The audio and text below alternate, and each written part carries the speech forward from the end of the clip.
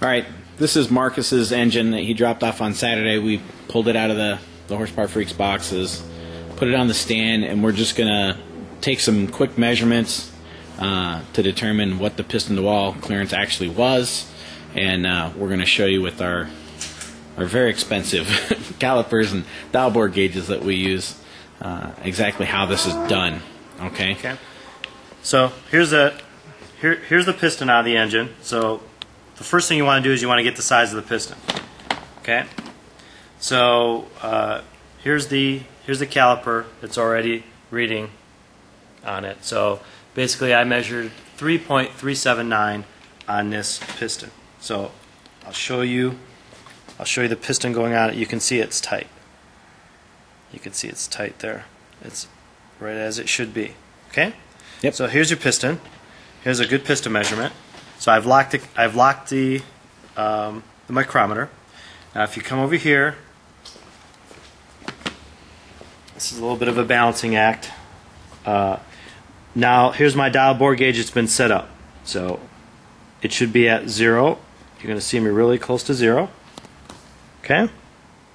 There it is. See it? I'm sweeping. My hand's shaking a little bit, but you can see it's coming at 0 right there. Okay. Yep. Really close to 0. Now notice down here. Oops. Notice in the center gauge how it's just under the 3. It's under the 0.03. Yep. Okay. So anything above that, if it sweeps back around and gets to 4, that's 10,000ths. Yep. So here's our 0. Watch the center gauge. Our 0 is right here. Okay? Yep. So this would be a 1 thou, 2 thou, 3, and then all the way around back to 0 right 10. Here is 10, and then anything above it 11, 12, 13. Okay? Yep. Okay, and this is number 5. This one had the major failure with the rod. We'll get a really good picture of this. That's the number 5. Yep, that's number 5. So let's go to one that didn't fail. Okay. How's that sound? Yep. Okay. So here's the number 2. All right. So I'm in the bore, and I'm going to rock it back and forth, and you see the highest number that I get. Now, okay, it counts this way. Yep. So this is actually, this is 5, 6, 7, 8.2. 8.2. Okay. That's at the very top of the bore. Yeah, so I'm going to drop it down to the center. Okay. Again, here is 8.2. Okay.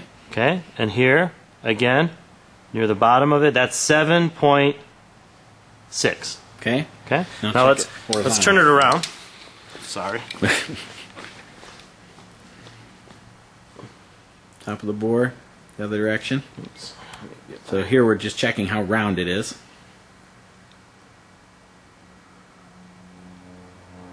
Now, this is 5.6. 5.6, so 2.4 off. It's a lot off. This thing is starting to look like an oval. Here again, 5.4, and then down a little bit further. Here is 5.8. Okay. Right. So you'd want that to be within a half a thou. Right. I mean that's an acceptable amount. This, being 2 thou or almost 3 thou, 2.5 thou. Right. That's crazy. The thing is an oval. You don't want it to be an oval. Right. So here's the cylinder. Here's the cylinder in question. This is 5.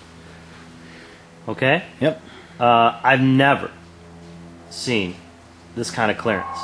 This cylinder is at, you can see down in the gauge, it's at the 0.04. Yep. So this cylinder is 13.5. 13.5 thousandths. Wow. 3 engines. Yeah. And here it is again. So here it is now. Here it is at 12.6, and then down a little further. 12.1. Yep. And we'll turn it to the side. Turn it to the side here, and it got a lot tighter. This thing was one hell of an oval. Now, here, the problem with this is that it was so. It's an oval like this. So it went out so wide here that it became very tight here. It's too tight. It's way too tight. So now on this side of it, it is, let me see here. It is at 2 point, oops.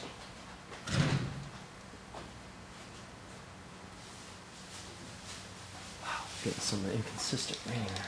A little bit of metal cylinder. No, I think it's just, I think that cylinder's really screwed up. It's 2 point, wow, something's going on in that cylinder. Is it moving?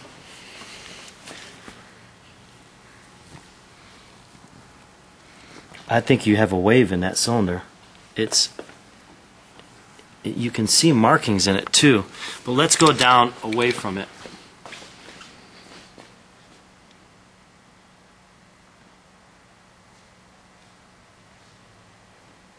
See, this is telling me it's tighter than the piston.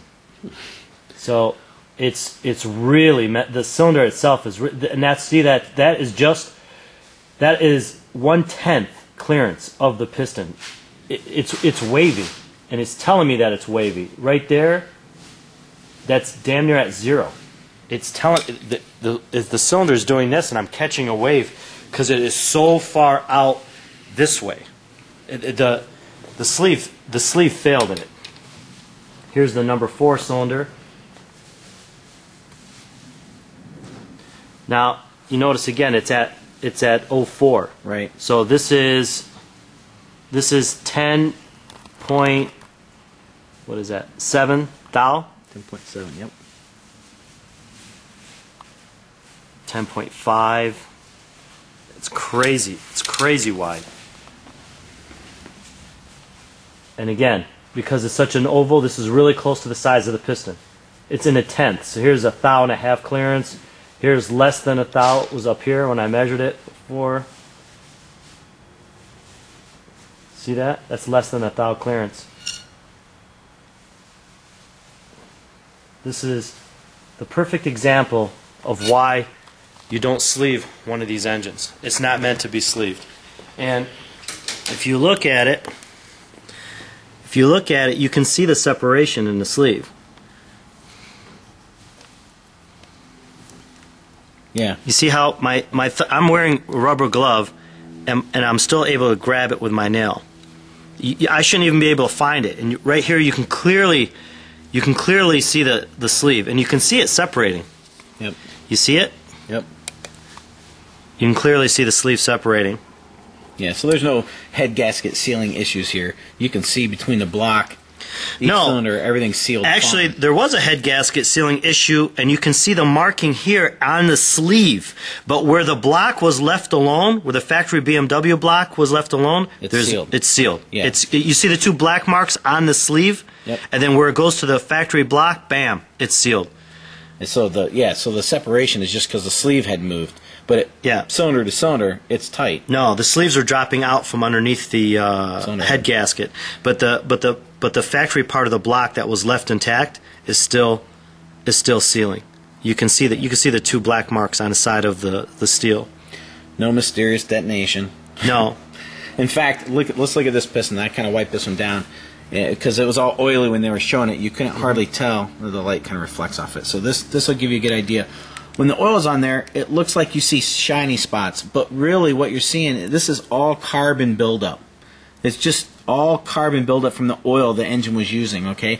Over here where it's not so bad, you can clearly see there's no signs of detonation. No pitting of the piston, no splitting of the brow, nothing. Everything looks fine. It's just got oil all over it from the oil consumption down in all of these pistons. This one's really bad.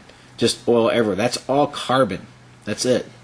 Another thing that in detonation, when you look for detonation, you'll get the bearings. You can see the bearings. Yeah, they're perfect. And the bearings are very clean. So that's one place to look. But another thing, when you beat the crap out of a piston, it'll grab the rings.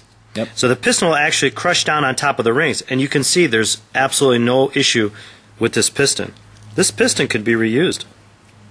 Yeah, being other than chewed up a yeah, little bit on the well, top. yeah, and this is from too much piston to wall clearance, and you can see it where it was rocking Yeah, in the cylinder on the sides. Yep, on the sides. You don't see it here, yet the piston was tighter on this side than it was on this side, because this is just from it going Well, that's rock, the other rock, cylinder. rock, rock.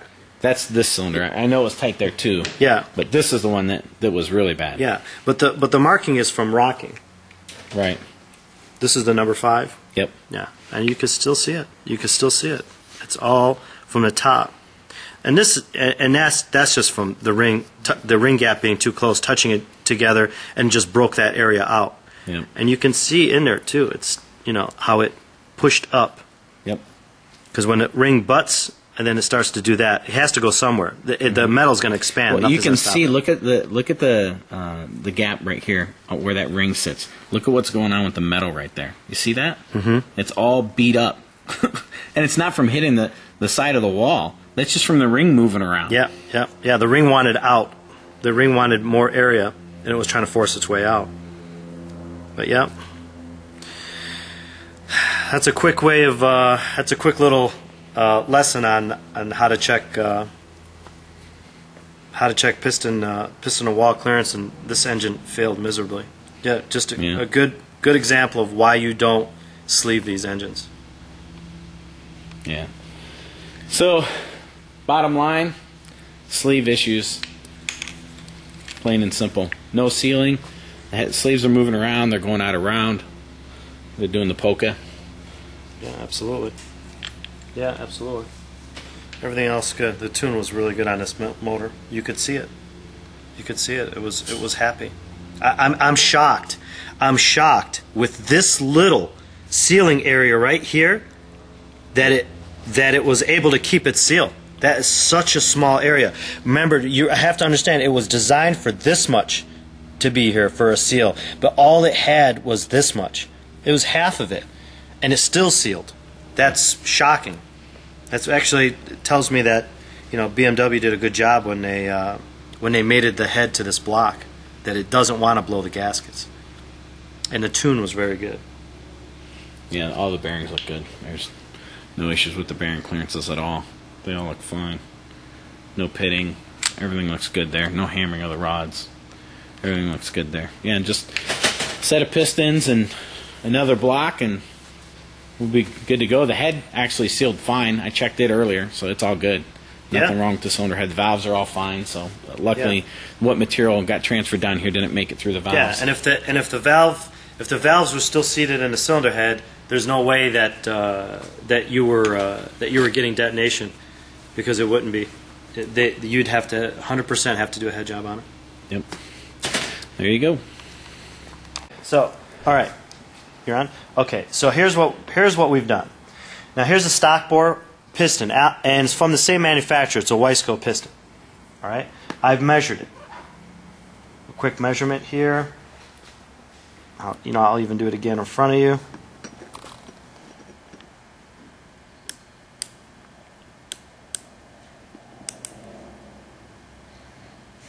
Okay. 34205.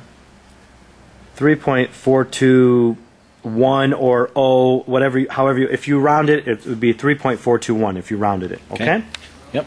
Now, as I showed you before, this piston was 3. We can measure it again, obviously.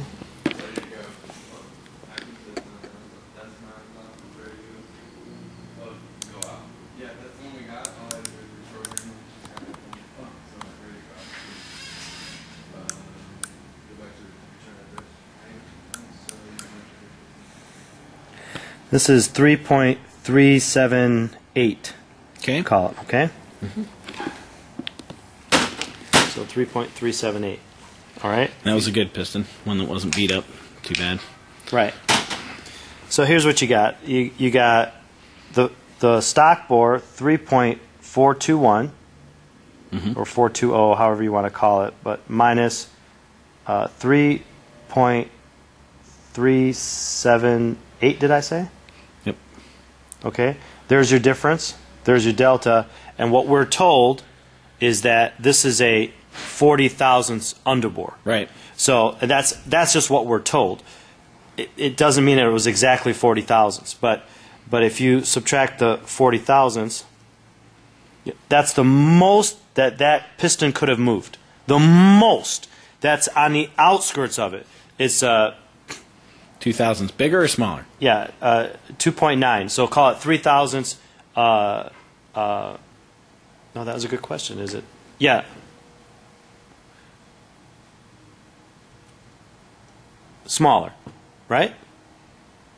Because I subtracted the 2, and it was more of a difference. Yes. So the most that piston could have shrunk, if you want to say that, is call it 3 thousandths. But I got clearance of what was it? 14, 13, 14, 15 thousandths. Yes. So it's got nothing to do with the size of the piston. No magic shrinking piston. Creating 8 thousandths of No, clearance. not at all. You get some, but not much. What's happening in that cylinder is that sleeve is failing, and it's actually doing this. So from here to here, you're getting too much, and then from here to here, you're getting too little, right. Even for a smaller piston.